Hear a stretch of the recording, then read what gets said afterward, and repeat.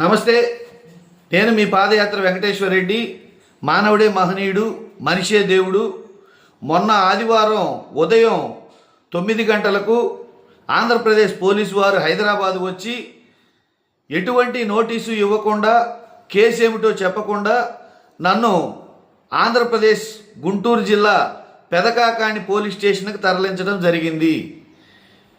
ఈ విషయం తెలిసిన సామాజిక మాధ్యమాలు, అభిమానులు, స్నేహితులు, బంధువులు, కార్యకర్తలు అందరూ నన్ను విడుదల చేయాలని, నా అక్రమ అరెస్ట్ను ఖండిస్తూ పోస్టులు పెట్టడం జరిగింది.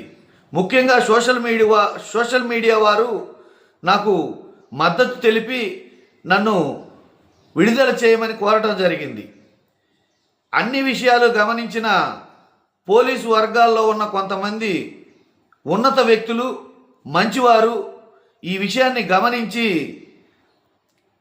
కొన్ని సంతకాలు నాతో తీసుకొని అవసరమైనప్పుడు పిలిస్తే మళ్ళీ రావాలని ఆదేశాలు ఇచ్చి నన్ను మొన్న సాయంత్రం విడుదల చేయడం జరిగింది.